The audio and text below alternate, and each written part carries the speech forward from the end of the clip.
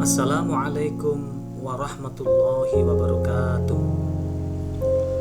Masih bersama saya Muttaqin SPDI, Guru SMK YPS Saunggalih Kudarjo. Pada kesempatan kali ini kita akan membahas tentang masalah pengurusan jenazah. Pada tema kali ini ada sub-sub materi yang akan kita bahas. Di antaranya yang pertama, bagaimana cara memandikan, mengkafani, menyolatkan, dan juga menguburkan. Dan nanti juga kita akan membahas tentang pelaksanaan takziah dan juga ziarah kubur. Untuk itu, untuk lebih jelasnya, mari kita saksikan video tentang pengurusan jenazah berikut ini. Materi ini diajarkan di kelas 11 SMA ataupun SMK semester 1. Kita semua sudah pasti sering melihat orang meninggal di sekitar kita, baik itu disebabkan karena sakit ataupun kena bencana yang kesemuanya sama-sama membawa kepada kematian. Kematian ini adalah kepastian dan ketetapan dari Allah. Sebagaimana firman Allah Subhanahu wa taala dalam Al-Qur'an, A'udzubillahi minasyaitonirrajim. Bismillahirrahmanirrahim. Kullu nafsin za'iqatul maut. Shadaqallahul azim. Yang artinya tiap-tiap yang bernyawa akan merasakan mati. Quran Surat Ali Imran ayat 185.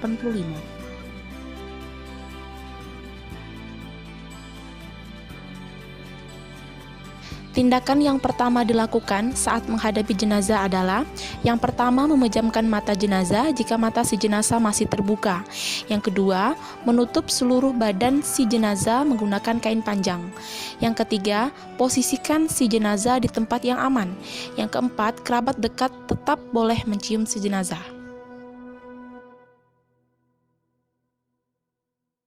Hukum merawat jenazah adalah fardu kifayah. Perawatan jenazah yang dimaksud meliputi memandikan, mengkafani, mensolati, dan menguburkan jenazah. Kita bahas bagian pertama, yaitu memandikan jenazah. Jenazah yang wajib dimandikan, yang pertama haruslah jenazah orang Islam. Selain orang Islam tidak wajib dimandikan. Kemudian yang kedua, ada bagian tubuh yang dimandikan.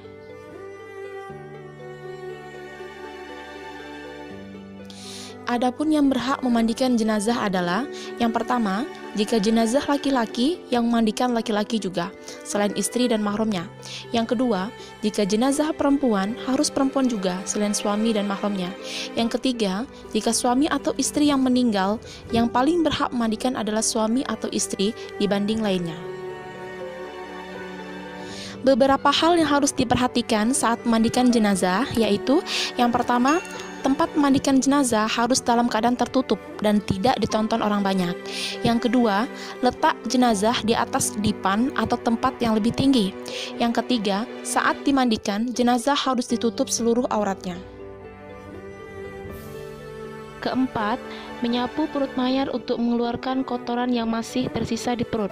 Yang kelima, ganti sarung tangan kemudian bersihkan gigi dan mulut mayat.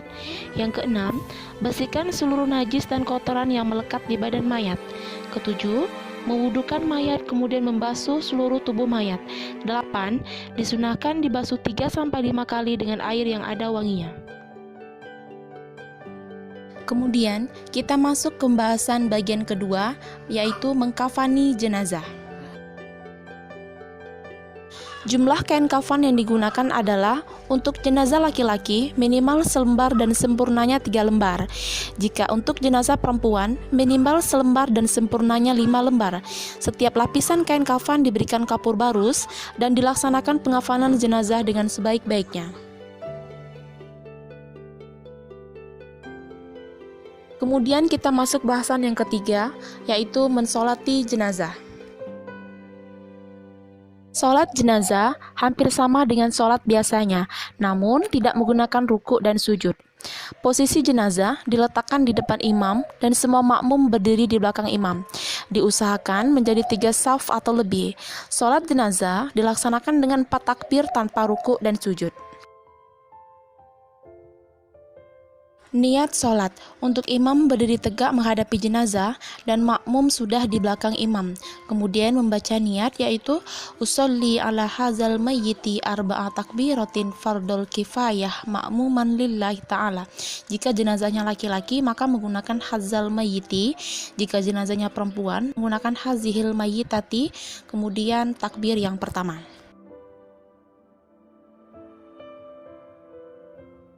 Setelah takbir yang pertama, kemudian membaca surat Al-Fatihah. Ayo kita baca bareng-bareng. A'udzubillahi minasyaitonirrajim. Bismillahirrahmanirrahim. Alhamdulillahi rabbil alamin. Ar-Rahmanirrahim. Maliki yaumiddin.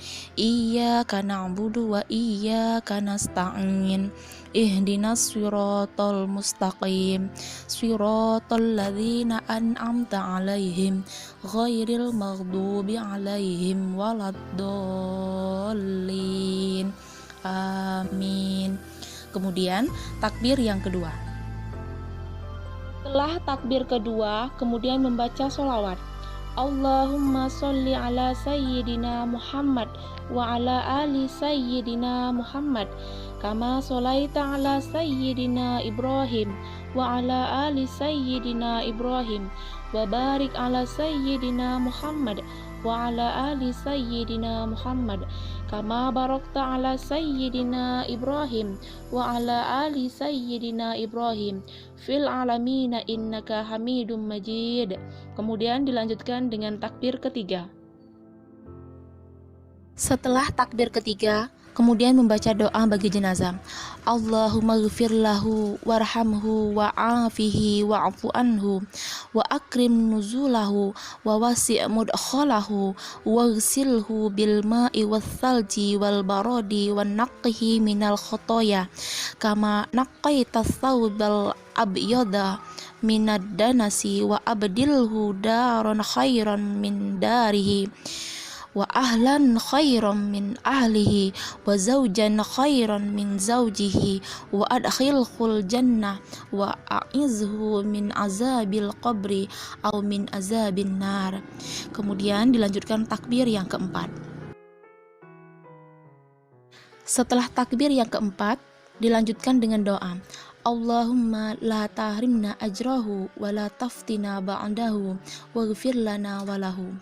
Setelah doa, mengucapkan salam Assalamualaikum warahmatullahi wabarakatuh sembari menghadap ke kiri dan ke kanan.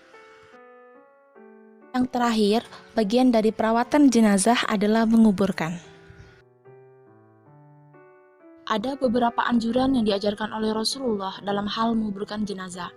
Di antaranya, pertama untuk menyegerakan dalam menguburkan jenazah, sebagaimana hadis Nabi yang berbunyi, An Abi Hurairah radhiyallahu anhu anin Nabi sallallahu alaihi wasallam qala asri'u bil janazah rawahul Bukhari wa Muslim.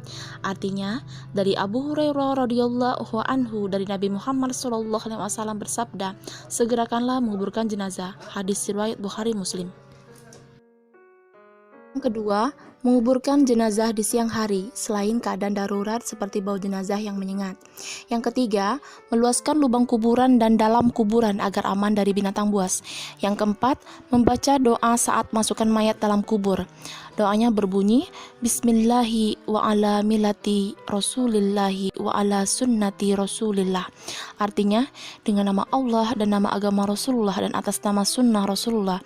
Hadis riwayat 5 ahli hadis kecuali Nasai dan Ibnu Umar radhiyallahu anhu. Yang kelima, sebelum jenazah dimakamkan, hendaknya ahli waris menjadi jaminan hutang si mayat.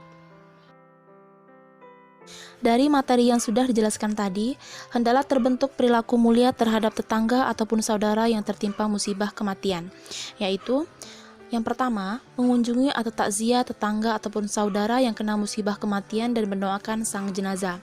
Yang kedua, ikut melaksanakan fardu kifayah, yaitu membantu pengurusan jenazah. Yang ketiga, semampunya dan seadanya memberikan bantuan atau sumbangan baik berupa uang, makanan, ataupun tenaga. Yang keempat, menghibur ahli musibah serta menasihatinya agar bersabar dan terus berdoa bagi si jenazah. Demikianlah pembahasan tentang pengurusan jenazah. Dari materi ini, kita bisa mengambil hikmah, hendaknya kita semua selalu mengingat kematian yang pasti akan datang menjemput kita, sehingga kita bisa menyiapkan bekal di akhirat nanti dengan amal-amal kebaikan.